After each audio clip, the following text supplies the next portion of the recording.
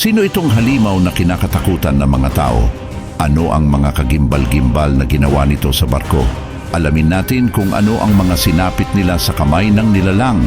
Ito ay ang pelikulang The Last Voyage of the Demeter na ipinalabas ng 2023. Noong 1897, isang barko na dapat sana ay patungo sa Romania galing England ay natagpuang abandonado sa may baybayin ng dagat.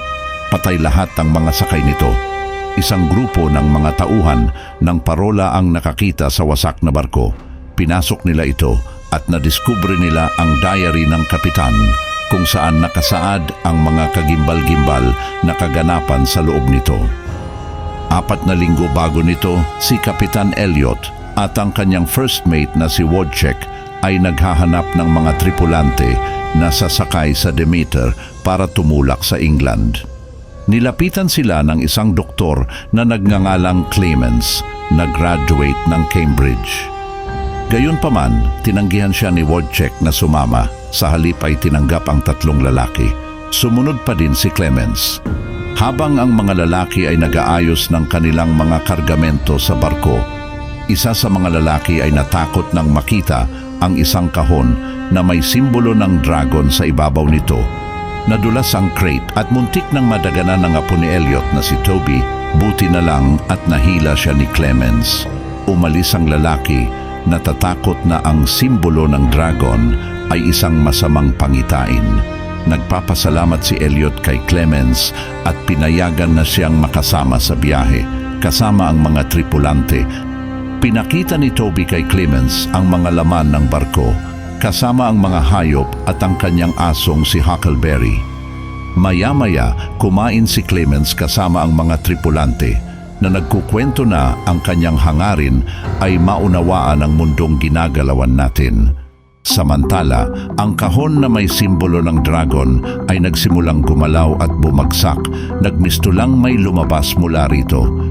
Ang mga tripulante ay tumungo sa England, ngunit kalaunan ay natuklasan nila na may pumatay kay Huckleberry at sa iba pang mga alagang hayop. Nalungkot si Toby sa pagkawala ni Huck at dahil pinagkatiwalaan siya ni Elliot na alagaan ang mga hayop, pinagaan ni Clemens ang loob ni Toby. Matapos itapon ng mga lalaki ang mga hayop sa dagat, sinisiyasat nila ang mga kargamento at natagpuan ang isang babaeng walang malay na nakatago sa isa sa mga crates. Sinalinan ng dugo ni Clemens ang babae bilang pangunahing lunas.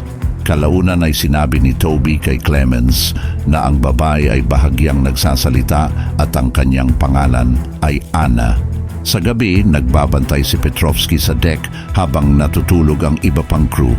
Nakarinig siya ng katok at sinundan niya ang tunog para mag-imbestiga. Pagkatapos ay nakita ni Petrovsky ang isang nilalang na gumagapang sa deck. Bago pa siya makapag-react, ang nilalang ay sumugod kay Petrovsky at pagkatapos sinipsip ng halimaw ang dugo ng lalaki. Nanlambot ang mga tripulante nang makita ang dugo ni Petrovsky na nakakalat sa deck. Unang inakusahan ni Wojciech si Clemens kahit na siya ang nagsabi sa pagkamatay ni Petrovsky. Kinagabihan, si Olgaren at Larsen ay nagbabantay sa deck nang biglang sumugod muli ang nilalang at kinaladkad ang mukha ni Larsen sa deck bago siya kainin. Umakyat si Olgaren sa taas upang takasan ng nilalang, ngunit nasundan siya nito at kinagat ang kaniyang ulo. Nabuhay si Olgaren, ngunit malubhang sugatan. Nakatali si Olgaren sa isang kama para maobserbahan, ngunit sa pagsapit ng gabi, siya ay nakalaya mula sa kanyang mga pagkakatali at hinabol si Toby, nagmistulang vampira na uhaw sa dugo. Nagtago si Toby sa kwarto ng kapitan at nagkulong doon. Nakaramdam ang natitirang crew na may nagaganap na hindi maganda at tumungo sa ibaba ng deck. Sinusubukan nilang makapasok sa pinto para pigilan si Olgaren habang si Toby ay hinahabol ng nilalang. Dumating si Anna at kumuha ng baril para pasabugin ang lock ng pinto. Ngunit noong panahong iyon, si Toby ay inatake na ng nilalang na halos maubos na ang dugo sa pagkakasipsip ng halimaw. Naiwan si Abrams na magbantay sa deck nung gabi. Pinatumba siya ni Joseph at sinubukang sumakay ng lifeboat para bumaba sa barko at lumayo sa nilalang. Sa kasamaang palad, nakakalipad pala ang halimaw at tuluyan nang napatay si Joseph. Nakabalik ang bangka sa barko, duguan, pero wala na ang katawan ni Joseph. Habang binabantayan si Toby, si Olgaren ay nakatali sa palo ng barko. Sinasabi niya na naririnig niya ang bawat hampas ng hangin at ang pagdaloy ng dugo sa mga ugat ng lahat. Nagsisimulang sumikat ang araw at si Olgaren unti-unting nasusunog ang kanyang katawan. Saka siya binaril ni Wojciech sa ulo. Kinausap ni Anna si Clemens at ipinaliwanag na alam niya kung ano ang dahilan ng lahat ng ito. Sa kanyang nayon, nakatira siya malapit sa isang kastilyo kung saan nakatira ang nilalang. Siya ay walang iba kundi si Dracula. Kinagat niya si Anna at pinaplanong gamitin siya bilang rasyon ng dugo. Ngunit ang mga pagsasalin na ibinigay sa kanya ni Clemens ay humadlang sa kanya na magpalit ng anyo tulad ng nangyari kay Olgaren.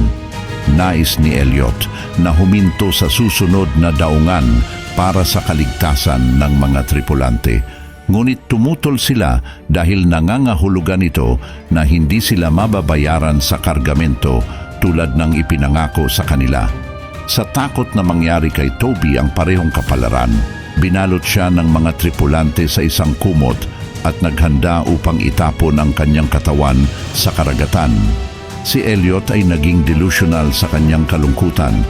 Binuksan niya ang kumot at tumambad sa kanila si Toby na naging vampira. Inihagis nila si Toby sa karagatan kung saan siya tuluyang namatay. Habang papalapit ang Demeter sa England, natatakot ang mga tripulante sa maaring mangyari kung maisama nila si Dracula sa lugar.